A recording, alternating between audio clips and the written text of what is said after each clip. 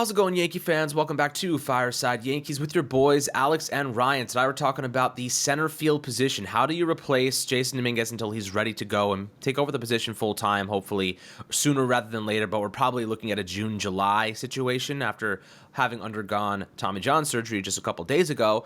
But there's a couple decent alternatives if the Yankees want to go in the direction of a free agent acquisition. We're going to talk about Kevin Kiermaier, a guy that recently said he would see himself playing in the Bronx. He could see himself playing for an AL East rival. He's always really enjoyed playing in the Bronx. Has had some success against the Yankees in that stadium, that's for sure.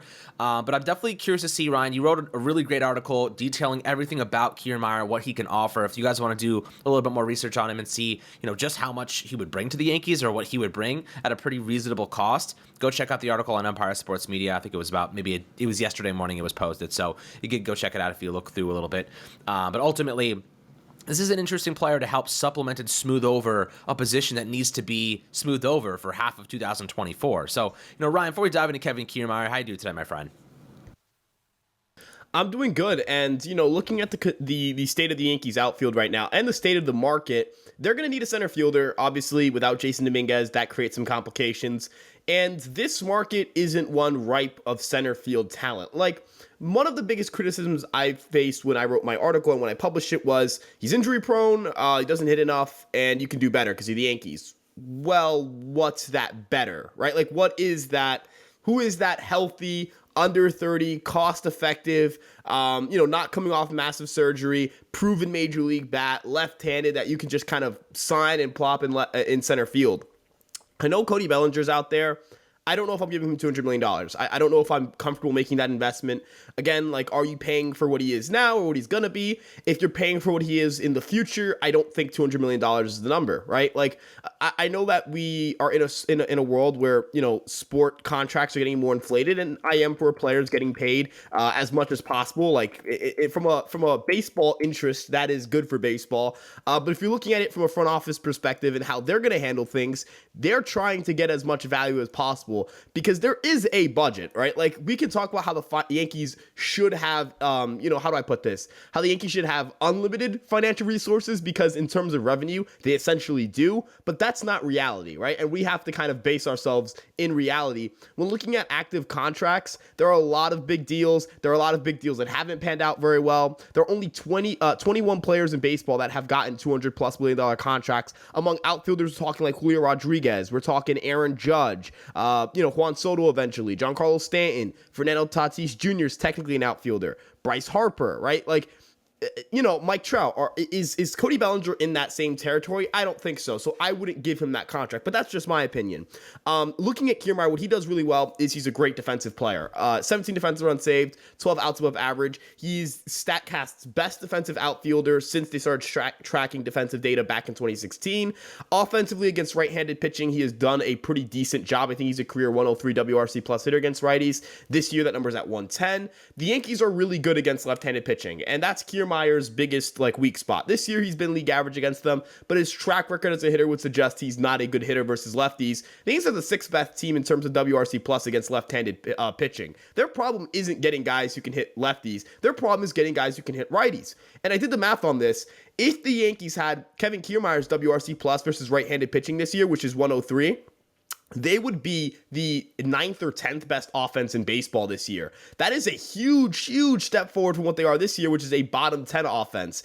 And looking at where the Yankees are pitching-wise, if you give that pitching staff a somewhat healthier outcome in 2024, and you throw in the fact that they are, let's say, the 10th best offense or the 9th best offense in baseball, that team is going to compete. That team is going to be very good, and that team might make the postseason and make some noise. So the big thing here is that Kevin Kiermaier is a solid player. And yes, he's injury prone. And yes, those are serious concerns. But I think most non-star players are high variance. How many players do you know that aren't superstar players that don't come with some form of uncertainty regarding their game? You could go and try to get a more healthy guy. I don't really know where that exists in the center field market. Even if you want to argue for Cody Bellinger, are you going to argue Cody Bellinger is the most healthy guy? He's dealt with some shoulder stuff. Harrison Bader's certainly not healthy. Jung Hoo Lee is coming off of ankle surgery and has never played at the major league level. So there are a lot of uncertainties in this center field market. And the way I'd want to pass this off to you, Alex, is the way I view it is Kevin Kiermaier is kind of like the Goldilocks zone of flaws and pros and cons and all that stuff. He does enough well, and the flaws he has, everybody else has on the market, and he's not going to cost too much. And that's the thing.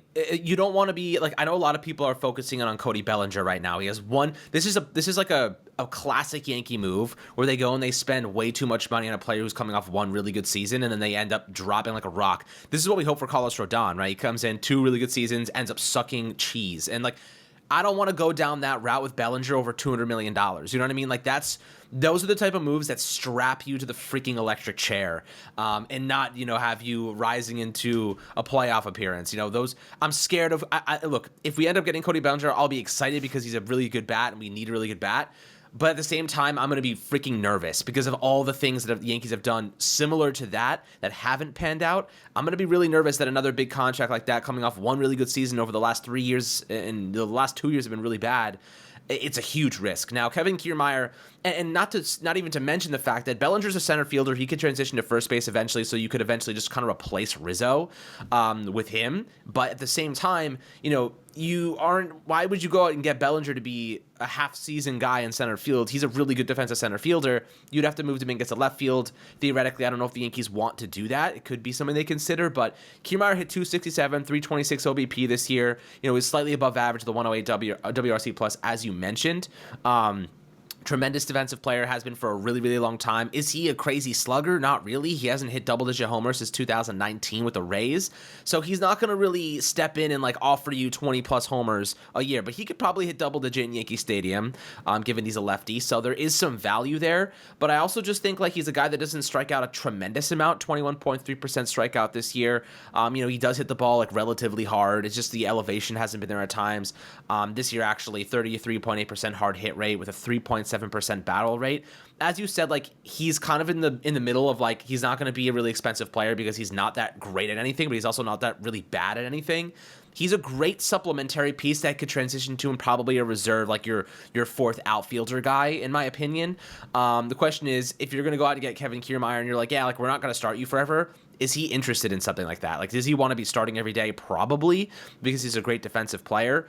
But with Stanton regressing significantly and him not being able to play defense pretty much, and he can't even run, you're going to need a guy that can step in and play defense at multiple positions. And, probably they're seeing Oswaldo Cabrera as that guy. If they could get Oswaldo Cabrera to hit like Kevin Kiermaier, they would not go get Kevin Kiermaier. They would just have Oswaldo Cabrera be playing in that role every day. But like Oswaldo in center field isn't ideal. You really want him in like a protected corner spot, probably right field, where he can be like good and not be a liability at times.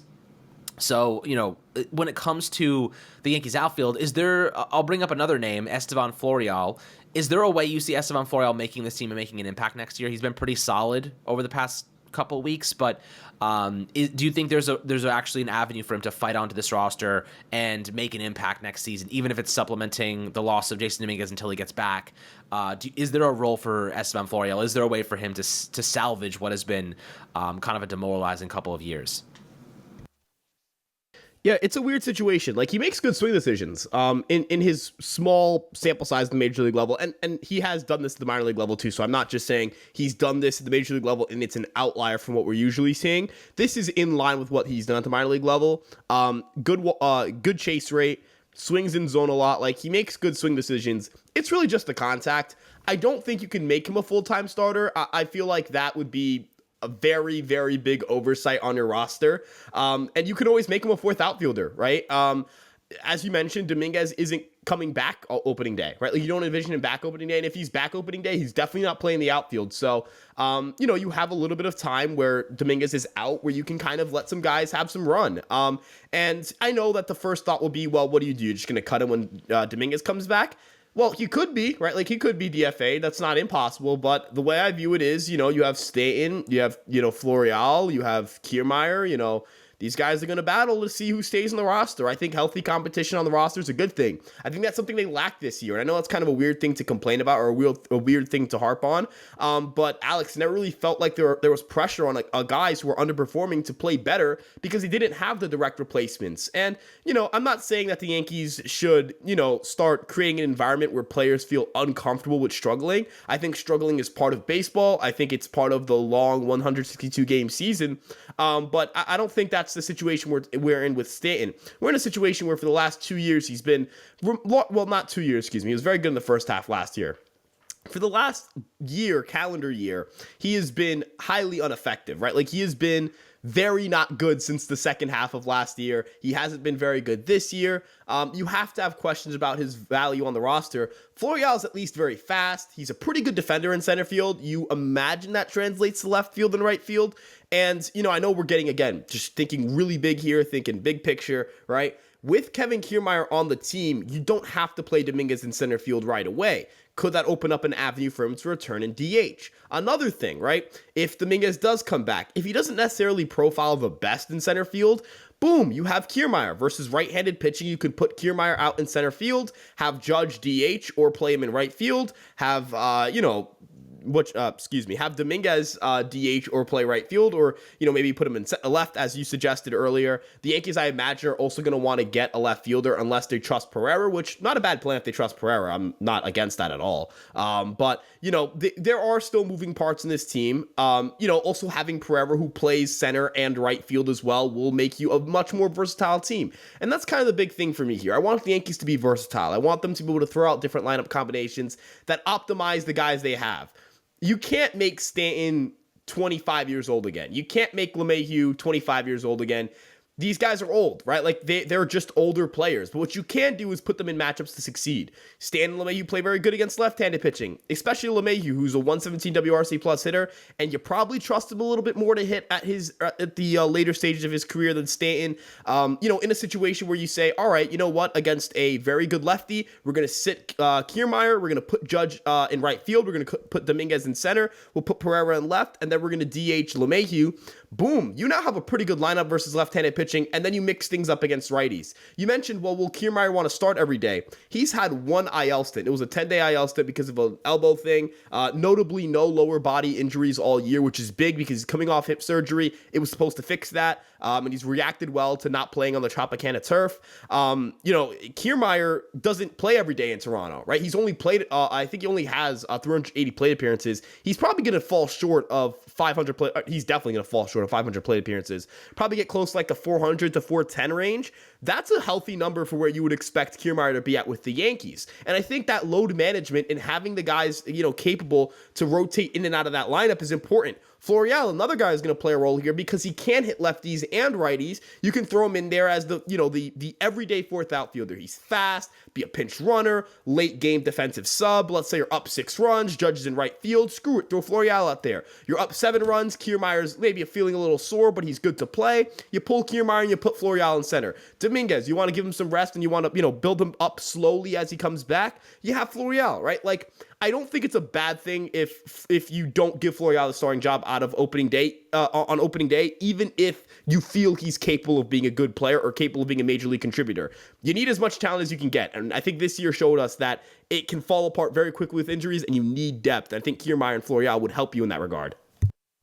Absolutely. It's definitely something to consider. I mean, the Yankees are going to have a pretty interesting couple of next few months, really. I mean, there's going to be some evaluations of the front office that make some big determinations on what the strategy looks like moving forward. Maybe the analytics department gets gutted and rebuilt. Maybe there's some big voices up front that get cut. You know what I mean? There's going to be changes, like, objectively, and I think they have to make those changes in the month of October before free agency starts, because if they can get those new people in place, those new strategies in place before free agency rolls around and they can start trading again and they can start making new acquisitions, they can really set the tone early and figure out what they're going to do, because you need time to gather all the people, put them in place, and then devise the new plan. You can't just put everyone in place and then the lack of communication is going to be evident again. They need to do this quickly. The second this season ends on October 1st, or if it keeps going because of the postponements of weather, they got to make these changes within a couple of weeks. And I anticipate it's going to be a pretty quick turnaround for this. So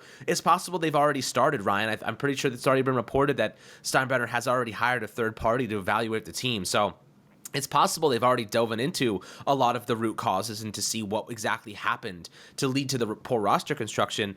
But Kevin Kiermaier stands out as a guy that makes sense logically. They could go in different directions. They could elect to trade and go for guys that are cheaper and, whatever, move some prospects that are Rule 5 eligible. There's a lot that's going to happen over the next couple weeks. But of course, my friends, we got you guys covered on Fireside Yankees as always. Make sure to like and subscribe. Love to hear perspectives, and we'll catch you guys on the next one.